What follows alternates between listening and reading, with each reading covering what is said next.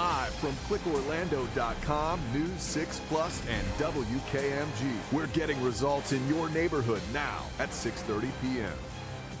Did you know your rechargeable devices like your cell phone and laptops can catch on fire?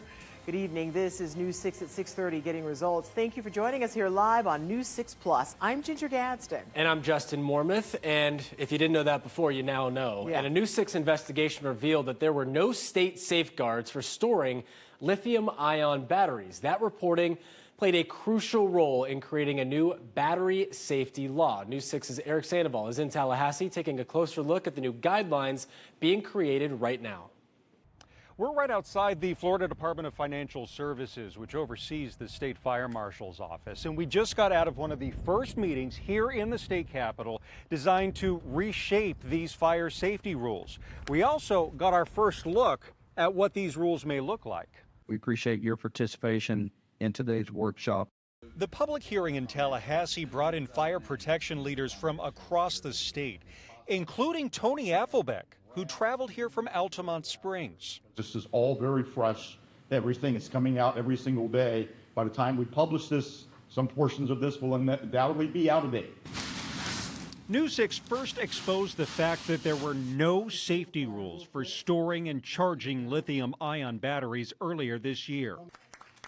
Our coverage helped spark a new law. KMG was a great part in all of that. It gives the state fire marshal's office the ability to write those new rules to prevent those battery fires. And we just got a hold of a working version of the rules the state is considering. When charging scooters or electric bikes, residents and businesses would first need to follow the manufacturer's guidelines. They would need to designate a specific outlet to charge them. No extension cords could be used, and no debris could be within 10 feet of the charging station. And that charging station could not be located near an exit. More rules are being proposed for electric vehicles and making sure parking garages are equipped with fire sprinklers. And the group knows they need to move fast because these batteries are everywhere. Technology always moves faster than safety. Now, more of these meetings are scheduled, and they're actually taking them on the road. Some of them are scheduled for Central Florida, too. One in Kissimmee in October, and another one in Melbourne set for November. They're also taking comments online, and of course, we're going to put all of this information on our website at clickorlando.com. We're in Tallahassee. Eric Sandoval, getting results. News 6.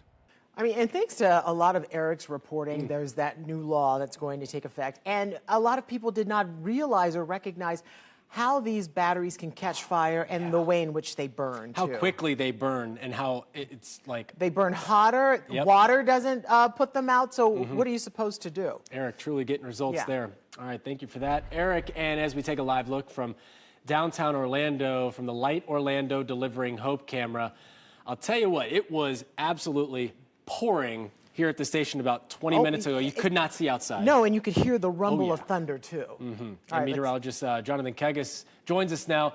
So plenty of spaces all over Central Florida, Jonathan, are getting some big-time rain right now. Yeah, we have the rainfall rate turned on right now. I'll get you to the traditional radar in just 1 second, but you see it here. The radar estimating about 5 inches of rain per hour. So that means that cell was on us for an hour over Altamont Springs and over Wekiva Springs, Winter Park. That means we pick up about 5 to 6 inches of rain in that hour.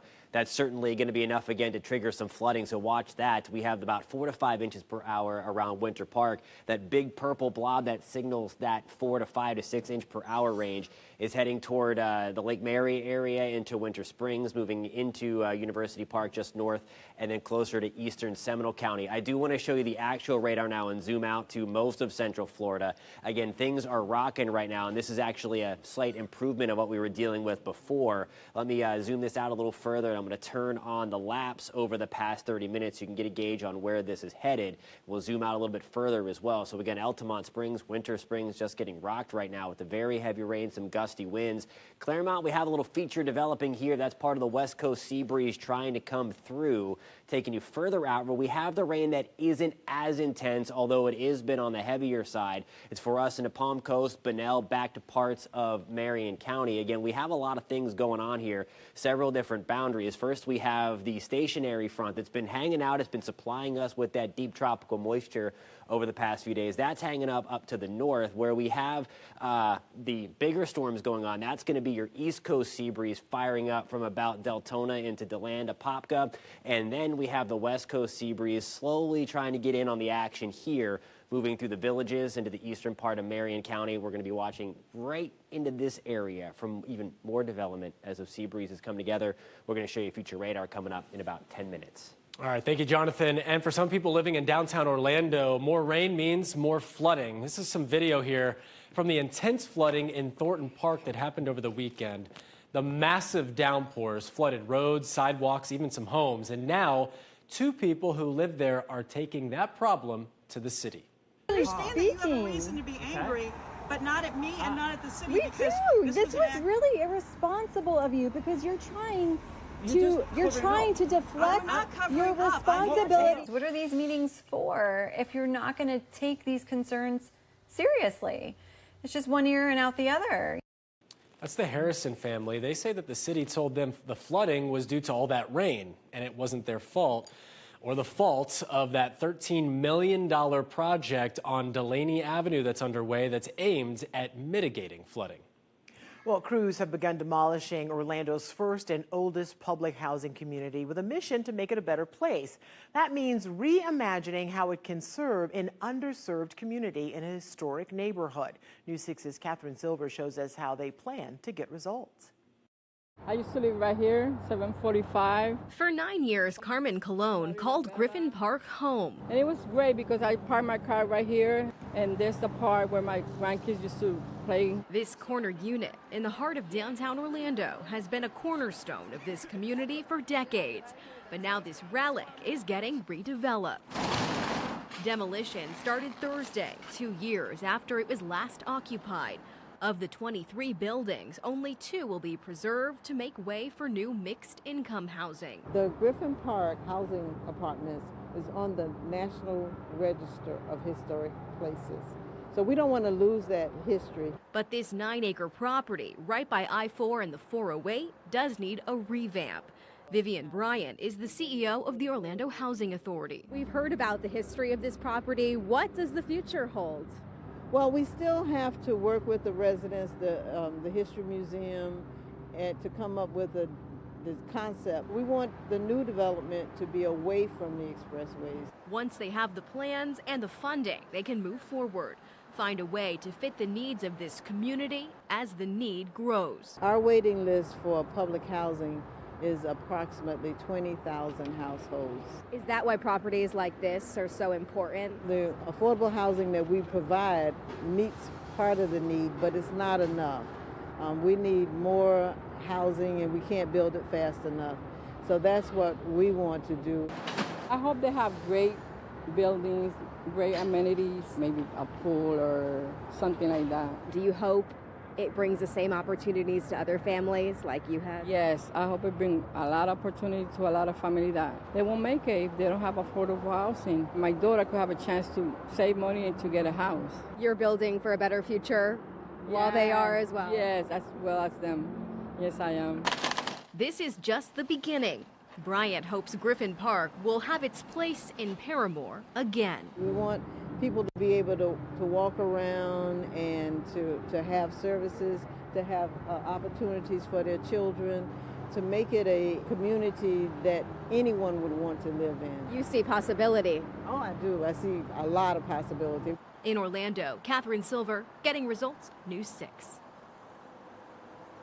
A major construction project in Daytona Beach has some nearby businesses closing their doors. Back in June, Volusia County started this long-awaited project to redo the beach ramp on International Speedway Boulevard. And while the goal is to improve access to the beach, the businesses on the ramp say it's closed access to their shops almost entirely, and it happened just as peak tourism season started. Now, the project not supposed to be done until February, and News 6's Molly Reed reports from Daytona Beach. There are just 4 businesses that surround this huge ramp project, including the few down here and the big Boardwalk Inn Hotel on the other side. But they say they've been losing out on thousands and thousands of dollars to the point that they can't afford to stay open anymore. It was dead. I would throw out product every single day. Sam Tadros opened his pizza shop here back in April. 2 weeks after this construction started in June, he closed. The project much bigger than the business owners thought it would be. Utilities here. I have my insurance here. I committed and I signed a lease for the last location here to put a Nathan's franchise in there.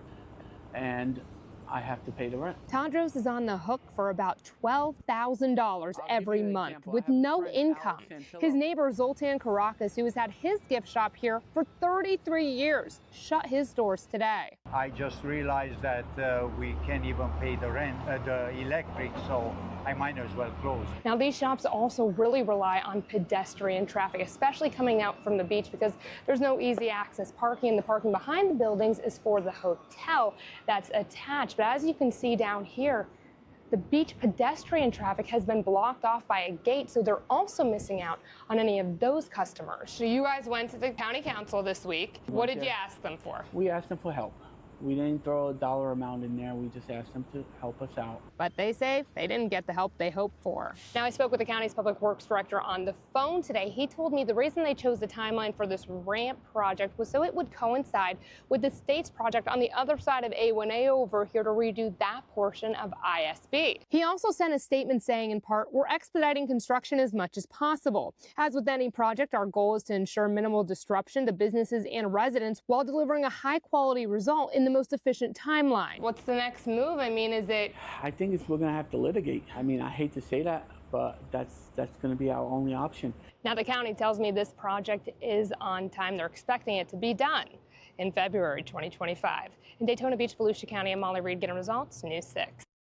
All right, let's take a look now at what's trending on Central Florida's #1 news website, clickorlando.com.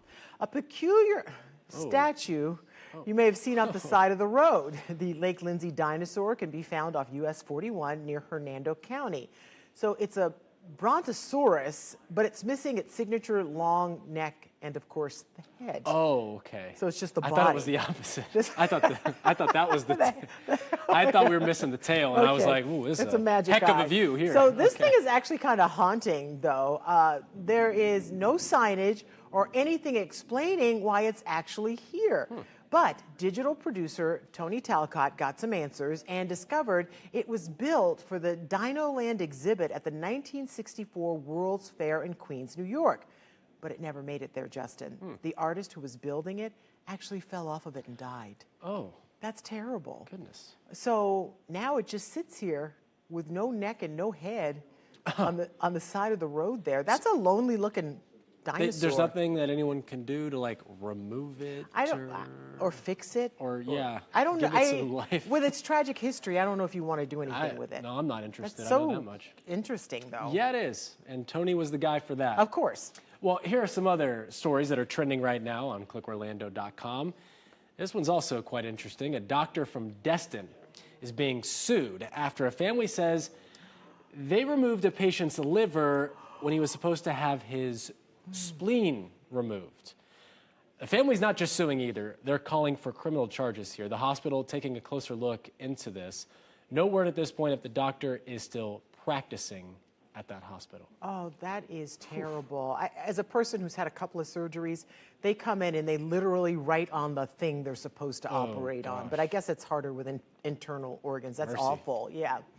And also a new attraction is opening that seems a little out of place in Florida. Indoor water park, the Great Wolf Lodge, opening its first ever park in Naples. The water park is popular in northern states where people can still enjoy time on the water during the cold weather. We don't have to worry about that here in Florida, though. Visitors would be able to stay cool in this hot Florida weather. I'll tell you right now, you could go outside and go into the Great Wolf Lodge because it's thunder and lightning out here. You can hear no it. issue. I think there might be a marketplace for some indoor activity. I like it. Oh, a lot of us remember this indoor activity, Blue Man Group, when they were the thing to see at Universal Orlando. Yeah, now it's not just a memory. The Blue Man Group is returning to Central Florida and a new location. A look at their new home. First, though, while it can be spotted from miles away, it's still considered a hidden gem. Our Insider Guide gives us a look at the more than 150-year-old lighthouse at Cape Canaveral. You're watching News 6 at 6:30 live on News 6 Plus, getting results for all of Central Florida. We'll be right back. Brought to you by your local Toyota dealers. Toyota, let's go places.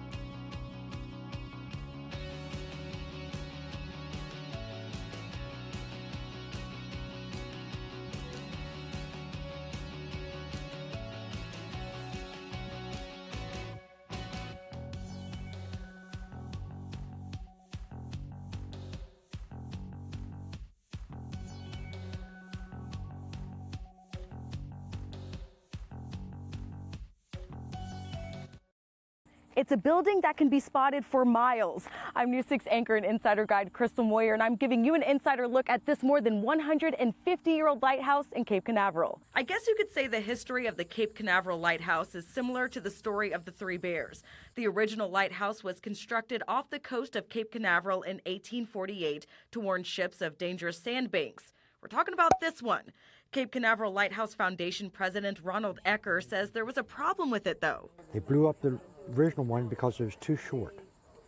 The light only shot out maybe 6 to 8 miles, and the shoal was out there 13 miles, 6 foot. Wow. So there's shipwrecks. A new tower was built in 1868 made of cast iron and painted with black and white stripes. Museum director Becky Zingarelli says there was still an issue. They thought erosion was going to destroy the lighthouse. So it was taken apart in pieces and moved over here. Like a puzzle, the lighthouse was rebuilt in 1894, further inland, standing at 151 feet tall, just right. And it still stands today as a working lighthouse. Back in the 1920s, this was a thriving community. Then after the Second World War, it became a military base. Taking a look inside, there's a kitchen and pantry, along with a dining room where Mills Alcott Burnham sits. He was the head lighthouse keeper from 1853 to 1886. Nobody actually lived here inside the lighthouse, but it was built as a home. On the 4th level, 2 bedrooms. They even have a closet. If you take a closer look, you'll see the names of former lighthouse keepers etched in the glass of the doors. And if you're wondering, there's 176 steps, 10 floors to get to the top. The higher up, the more narrow the rooms become. Visitors aren't typically allowed to climb to the top, but we got exclusive access, and it was a breathtaking view of the Cape. Normally it's nice breeze plus the sight. The scenic view you cannot beat. This lighthouse is owned by the U.S. Space Force and managed by the Cape Canaveral Lighthouse Foundation with more than 200 volunteers. We think it's very important for people to understand is it not only is to the navigation history that the lighthouse contributed to, but to the space program as well.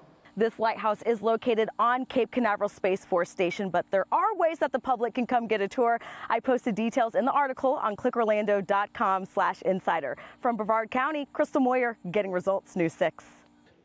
That looks, I mean, you can't go to the top. Crystal got special treatment there, but it's beautiful. I love a good lighthouse tour. The I do history too. behind it, and she gave us a little history lesson right there. But yeah, all those lighthouses, they all have unique pasts and people who And the occupied people them. the people who work there, they Yeah. would have to carry the oil It's and stuff all crazy. the way up. Those It's are some crazy. strong people for sure. All right, let's take you outside for a live look over downtown Orlando. This is from our Light Orlando Delivering Hope camera.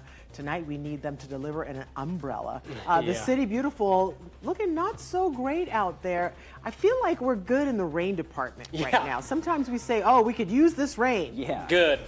I'm over it. I can tell you that. It's crazy. My weeds are loving it. Yes. Oh, mine are going to cut grass later. Yeah. Not tonight, though, because there's a lot of lightning out there. Meteorologist Julie Broughton just went to leave, and her field reporting says there is cloud-to-ground lightning all over the place out there. So do be careful. Yeah. And this is one of the times we always talk about. These are a little bit later, but when you're in the car line or out waiting for your kids, be careful out there. Yeah, if you're new to the area, the lightning is no joke here, for sure. We have a lot of it out there tonight, so please be careful. There's really this one lone cell that has all of the highly electrified stuff going on. For us in Apopka, we are now at least getting rid of the heaviest stuff now, but pushing towards Sanford into Daytona, DeLand, riding that orange Seminole County line, moving its way from the east or from the west to the east. We're going to go back to the west, and you see it right here through the I-75 corridor, a little bit later, but then just inland of that, or just east of that, from the villages into parts of Claremont, Mineola. We have the heavy rain coming down as well, but no doubt the heaviest is that lone cell, really taking up a lot of western Seminole County, where we got dumped on yesterday. So be on the lookout for the potential for some extra flooding in and around Castleberry, Winter Springs, Longwood, into Altamont Springs. There is our stationary front. Front came down as a cold front, of course. They typically wash out this time of the year because we don't see them push through really until we get to the middle part of October. But we still have that stationary front there, all of this purple and red on your screen. That's that deep tropical moisture. So not only is this front helping to trigger a few storms, that's what we saw through Marion and into Flagler County today, but it's also helping to pull in deep tropical moisture from the southern Gulf, even in parts of the Caribbean, and helping to really fuel these storms. There's 8 o'clock tonight. Scattered showers and thunderstorms continue to roll on through, so another late evening for us. And then Palm Coast into Rockledge, we're looking good to start things off early tomorrow morning. Then once we get into the afternoon, there's 4 o'clock. We're going to try to do it all again. This time, though, the west coast sea breeze is a little more dominant, so it pushes everything to the east. So where we do need a little bit of extra rain is right along the Space Coast, and I think we're going to get some of that tomorrow as it moves from west to east. There you go to start your weekend, Saturday morning at 6 o'clock. A few scattered downpours to the west of Marion County. There are those dark skies. Again, some super heavy rain falling north of the city. That's a live look in downtown Orlando with our Light Orlando Delivering Hope Skycam. Temperatures right now back to the lower 80s in Orlando. We're at 77 in Leesburg, mid-70s, where we have a ton of heavy rain coming down in the villages. Now here's a look at your pinpoint accurate forecast. Your forecast is sponsored by Florida Lottery. Temperatures tomorrow back to around 90 degrees, upper 80s to right around 90 with that rain coming through. We're at 92 in Wildwood, 88 in New Smyrna Beach. Bark, no doubt, worse than its bite right now anyway. There are 5 yellow blobs drawn on your screen here from the National Hurricane Center. All of these pose a low threat for development. We're still a little hostile in the Atlantic. Over the next couple of weeks, we may try to get things cranking again, but nonetheless, right now, most of these should struggle. It's maybe the back half of September where we're going to be starting looking for extra development. Hopefully that's not the case, but again, right now, even though there's a lot of things out there, nothing really posing a threat. 92 degrees tomorrow. We're at 70% shot for storms, 70% on Saturday as well. Maybe a slight dip for Sunday, but we're keeping things pretty active as that front really wants to make Florida home for the next week or so, guys. Jonathan, thank you. Well, after spending 14 years performing in Central Florida, an iconic group left, and it left everyone feeling a little blue. I think so, but now the Blue Man Group is back, and they are better than ever. Details on their return to Central Florida when News 6 at 6:30 continues. We're back in 2 minutes.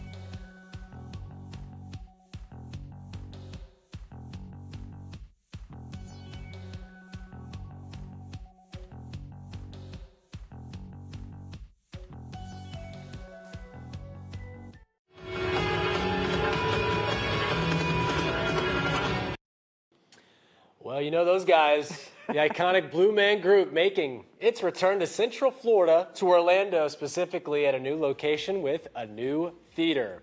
The group left Universal Orlando in 2021. They had a 14-year run, That's a pretty good run, too. Now they're taking their popular show to a new 500-seat theater at Icon Park. So as soon as this was announced, a lot of people have been asking, where will this group perform? Well, you're looking at it right behind the Orlando Eye. Orange County Mayor Jerry Deming says the show will attract more people to International Drive, adding that last year the county saw 74 million visitors. They're messy, too. They're messy. That's why the mayor was like, hey, listen, I got a nice new suit on. You could see him, he's a little timid. He's like, wait, get me away from the paint. Don't mess up the mayor's suit. Yeah, I'm good. Exactly. But anyway, but looking forward to watching them again. Yeah, it's a fun time. I've never seen them, so I'm definitely going to go. Yeah. All right, thanks for watching News 6 at 6:30. You can stream News 6 online anytime on our News 6 Plus Smart TV app. We break news on clickorlando.com. See ya.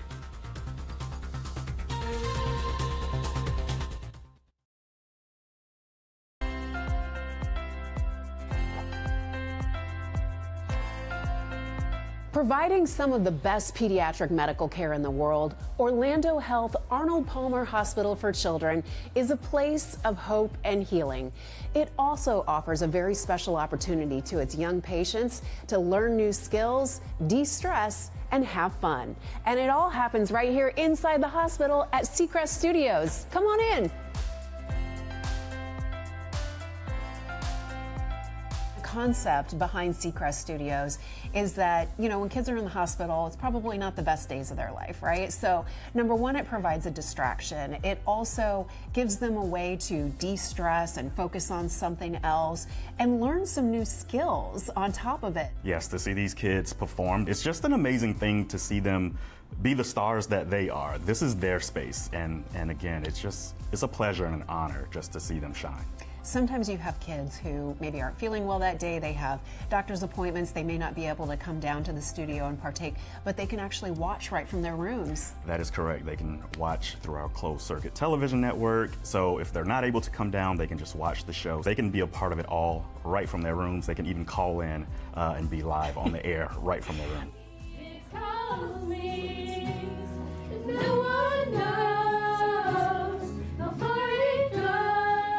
So you are a frequent patient here at Arnold Palmer Hospital for Children, and when they opened Seacrest Studios, you were one of the first kids down here. What was that like the first time you came into this studio?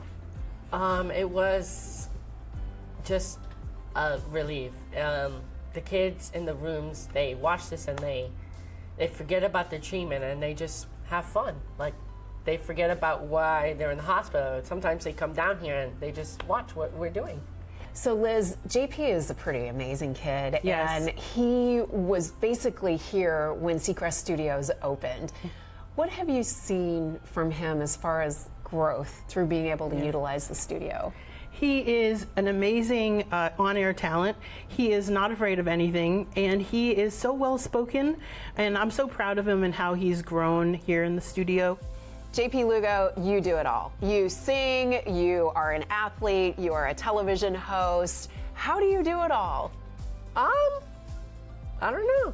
I just have fun and enjoy it as it goes, day by day. Live the day, as we say. JP, I am so impressed with you. The world is your oyster. I think you have a future in anything you want to do. So I would love it if you would join me in the tag out so we can tell people where they can go for more information. You ready to do it? Yeah. Okay, go ahead. ArnoldPalmerHospital.com/Seacrest Studios.